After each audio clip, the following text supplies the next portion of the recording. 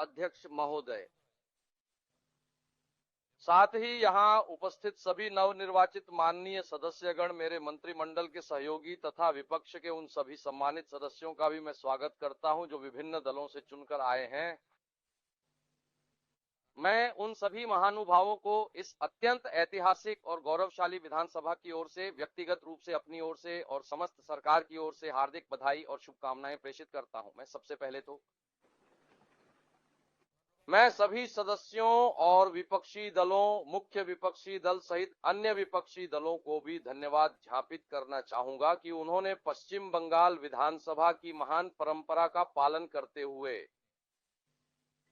इस बार के स्पीकर पद के चुनाव में सभी सदस्यों की पूर्ण सहमति से स्पीकर का चयन किया गया है, ताकि हमारी इस महान परंपरा और गौरवशाली विरासत को आगे भी इसी प्रकार बनाए रखा जा सके।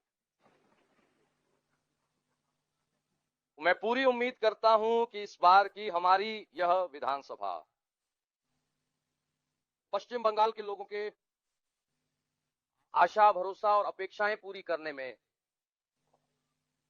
यह एक अत्यंत महत्वपूर्ण भूमिका निभाएगा। मैं इस विधानसभा के लिए चौथी बार निर्वाचित हुआ हूं और मेरा भी तो 2006, 2016, 2021 का अनुभव आज मैं उस खट्टे मीठे अनुभव को फिर से कुरेद कर सबके सामने नहीं लाना चाहता हूं। मैं तो बस ये चाहता हूं कि जो भी हमारी पुरानी गलतियां और खामियां रही हैं, उन्हें हम हमेशा के लिए पीछे ही छोड़ दें, अथवा फिर हमारे देश की जो संसदीय लोकतंत्र की गौरवशाली व्यवस्था है, जो कि एक अत्यंत महान और समृद्ध परंपरा रही है, उसे कभी भी एक आदर्श उदाहरण या मिसाल के तौर पर स्वीकार न करके हमारा जो पवित्र संविधान है, विधानसभा के जो अपने निर्धारित नियम और कायदे हैं और साथ ही साथ हमारे बहुदलीय लोकतंत्र की जो गौरवशाली परंपरा रही है, उसे स्वीकार करते हुए ही हम इस विधानसभा में भाग लेंगे और चर्चा के दौरान अपनी बात विस्तार से रखेंगे। मैं उम्मीद करूंगा कि इस विधानसभा के चलने के दौरान माननीय विधायकों की उपस्थिति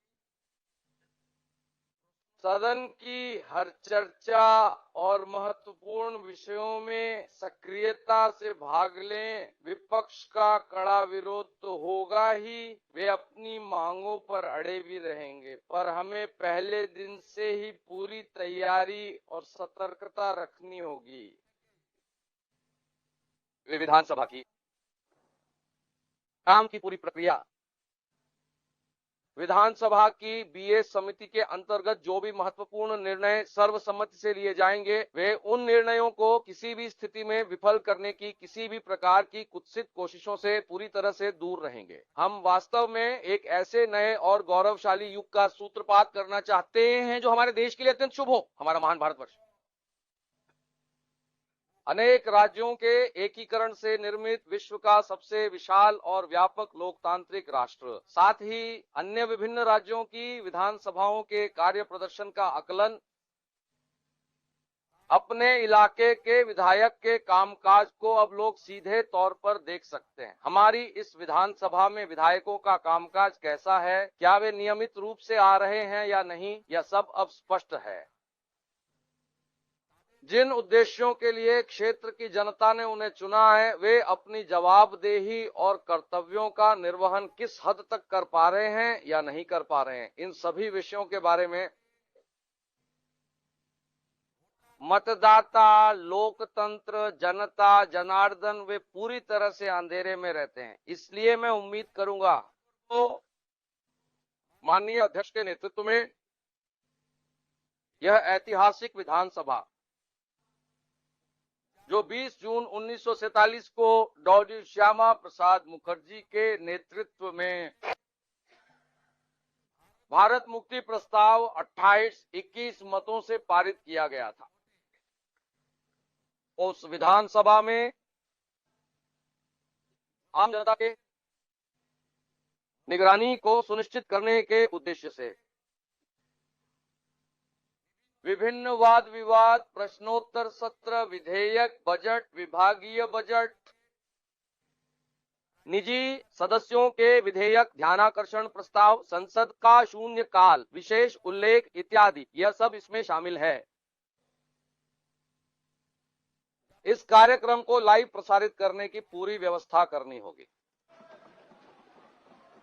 और यहां पर है विधा विरोधियों की, उनकी कार्यप्रणाली के बारे में भी जनता को जानने की आवश्यकता है। हमें रचनात्मक विपक्ष चाहिए, क्योंकि बहुदलीय लोकतंत्र हमारे संविधान में स्वीकृत है। हम कतई नहीं चाहते कि यहां कोई विधानसभा बने, भले ही उनके विरोधी दल के नेता उन्हें 11 महीनों तक सदन से बाहर रखें, लेकिन कृपया सदन को सुचारू रूप से चलने दें। हम नहीं चाहते कि किसी भी विधायक के साथ सदन के भीतर कोई शारीरिक दुर्व्यवहार हो। किसी अस्पताल या डॉक्टर के पास जाएं, ये लड़ाई झगड़ा करने की जगह नहीं है। हम चाहते हैं कि हमें हर बात की पूरी जवाबदेही मिले, भाषा के प्रयोग में शालीनता। हम चाहते हैं संविधान के मूल सिद्धांतों को ध्यान में रखते हुए संविधान के जो 3 मुख्य विषय हैं, जनता के लिए, जनता के द्वारा और जनता की, उन्हें मानते हुए हम इस विधानसभा को निरंतर आगे ले जाना चाहते हैं। इसलिए आज मैं कोई लंबा भाषण नहीं देना चाहता। परंपरा का पालन करते हुए प्रोटेम स्पीकर, जिन्होंने पिछले 3 दिनों तक निष्ठा के साथ सदन का संचालन किया, इस सदन के वरिष्ठ सदस्य माननीय तापस रॉय, इस राज्य के वरिष्ठ नेता, जिस तरह से उन्होंने अपनी योग्यता से सदन का संचालन किया है, उसके लिए वे भी निश्चित रूप से धन्यवाद देंगे। यहां मुख्य विपक्षी दल के अलावा अन्य विपक्षी दलों से भी कुछ सदस्य चुनकर आए हैं। इस विधानसभा में सभी का प्रतिनिधित्व सुनिश्चित करने के मामले में वे भी शायद शुभकामनाएं देंगे, मैं आशा करूंगा। तो यह हमारा है। माननीय स्पीकर महोदय ही इस बात की घोषणा करेंगे कि सदन की अगली बैठक कब आयोजित की जाएगी। मेरे लिए यह घोषणा करना कदापि उचित नहीं होगा, क्योंकि माननीय स्पीकर की कुर्सी की अपनी एक विशेष गरिमा और मर्यादा होती है। वे निश्चित रूप से सरकार के साथ उचित परामर्श और विचार विमर्श करके ही आगे बढ़ेंगे, लेकिन उनके आसन की गरिमा और उनके सम्मान की हर मर्यादा का हम पूरी निष्ठा के साथ अक्षरशः पालन करेंगे, क्योंकि अंततः वही इस सदन के संरक्षक हैं।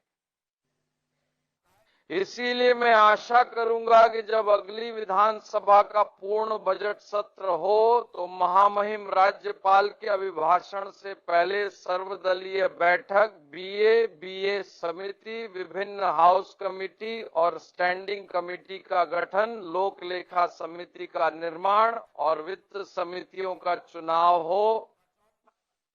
हर एक मामले के अंदर इस गौरवशाली विधानसभा के प्रांगण में डॉ विधान चंद्र रॉय जैसे महान व्यक्तित्वों से लेकर बीते हुए दौर के उन तमाम दिग्गज और महान स्वतंत्रता सेनानियों तक और अजय मुखर्जी जैसे जननायकों तक,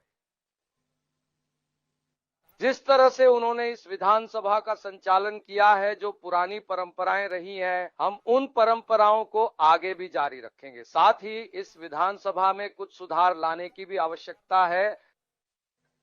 इलेक्ट्रॉनिक वोटिंग मशीन का नाम सुनकर भी आपको बहुत खेद होता है, हमें कागज पर लिखकर देना पड़ता है। सिर्फ इतना ही नहीं, माननीय अध्यक्ष के नेतृत्व में राज्य सरकार के सर्वोच्च अधिकारी भी आज इस ऐतिहासिक क्षण के साक्षी बनने के लिए आए हैं। जब हमारा परिसीमन और अन्य कार्य पूरे हो जाएंगे, उसके बाद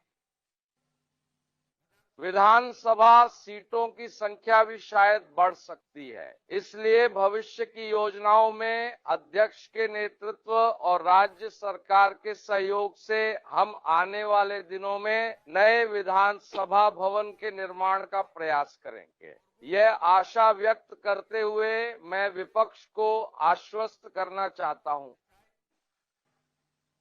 संविधान की शब्दावली के अनुसार विधानसभा संसदीय लोकतंत्र में सदन विपक्ष का होता है, अंतिम निर्णय अध्यक्ष लेंगे।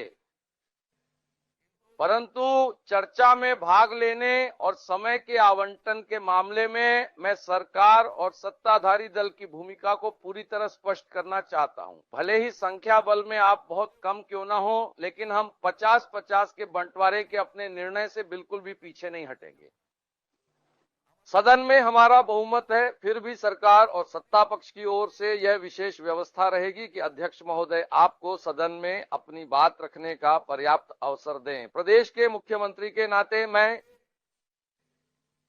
माननीय विधायकों, आप किस पार्टी से जीतकर आए हैं यह बड़ी बात नहीं है, आप मंत्रियों से मिलें। अगर आपकी पार्टी को कोई आपत्ति न हो, मैं मंत्रियों से भी कहूंगा कि अगर विपक्षी दल के विधायक अपॉइंटमेंट मांगे तो उन्हें समय दें।